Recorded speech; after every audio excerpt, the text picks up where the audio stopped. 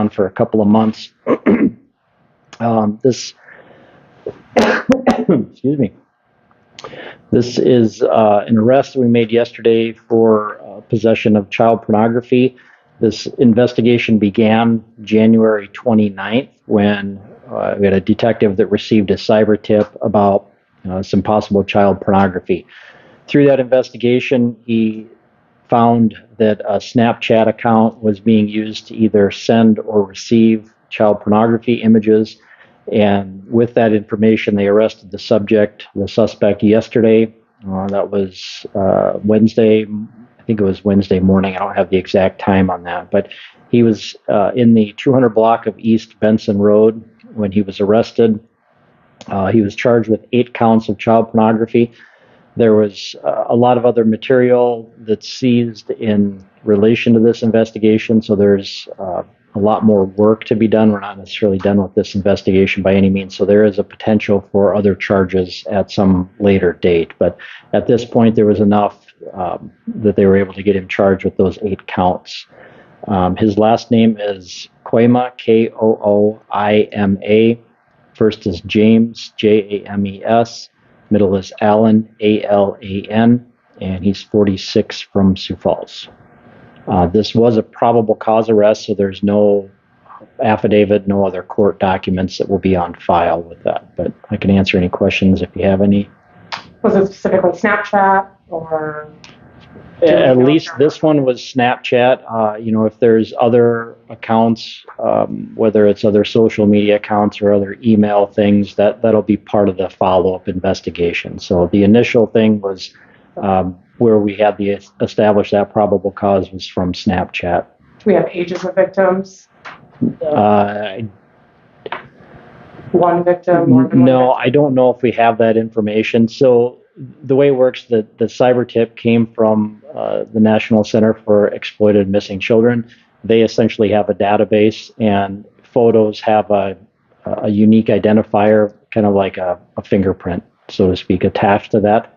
When those things pop up on different things, then they notify the local agency of where that originated from. So we don't know if he created it or was just sharing it or just receiving it. Those are probably details we don't have at this point in time, but we do know that those images were confirmed to be known child pornography images, and I don't know the specifics on victims in this case.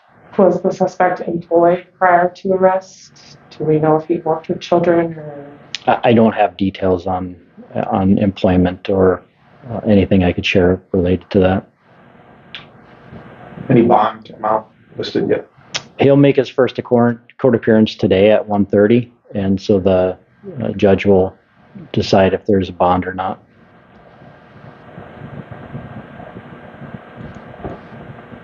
Anything else on that? In terms of Snapchat, obviously being multiple people having the conversation, in order for that to happen, is there expected to be any other arrests involving this case?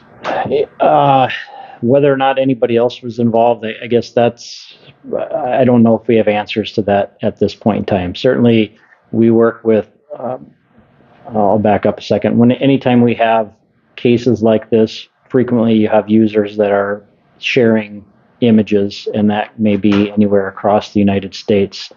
Sometimes it could be even out of the country. And so we always try to track those down. If we have information that there was images that were provided to a different area or came from a different area, we would pass that on to the local agencies to investigate. So sometimes federal agencies may be involved, like Homeland Security. Other times it's the local agencies, whether it's a police, sheriff, or a state agency. But we work closely with those other agencies if we have information. And that's where the flip side of that is sometimes we receive information about tips from other sources like that. It could be other law enforcement, and it could be related to a different investigation they're working in. So there's really a collaborative network of different law enforcement that are working together to find people that are using and saving and sending these images back and forth. Does Sioux Falls PD have any suggestions on how to keep our children safe using social media? With keeping kids safe, quite frankly, the best thing parents can do is monitor what their kids are doing.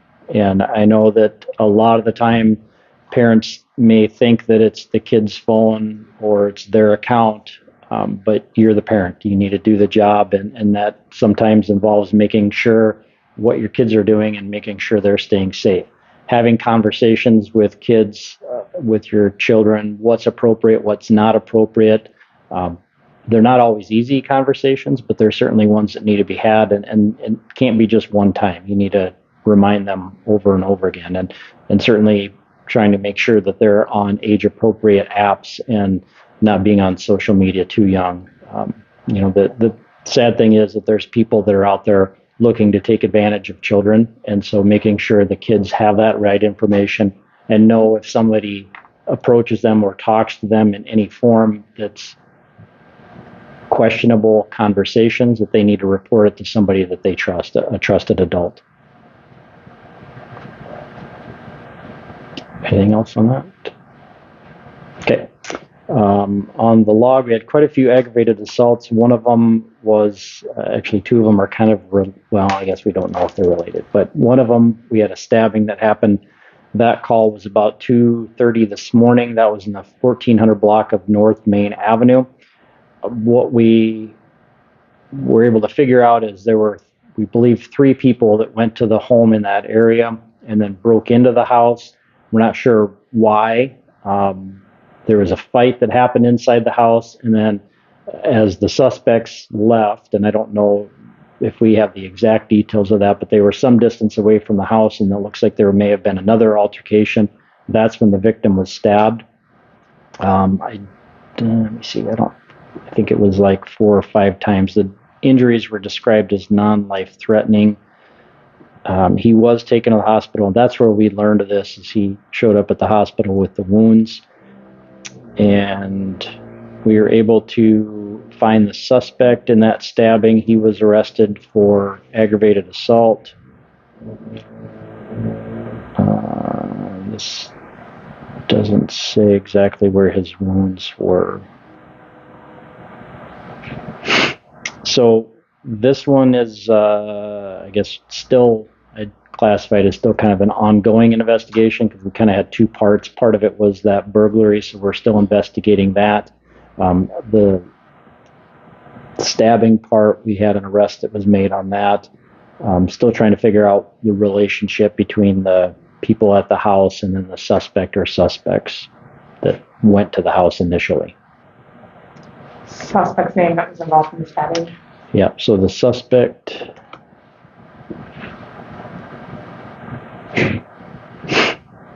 his last name is Thompson, Thompson. First name, I'll spell it Hoksina. Middle is Waniyetu, and he's 20 from Sioux Falls. And it was just the 1 count of aggravated assault.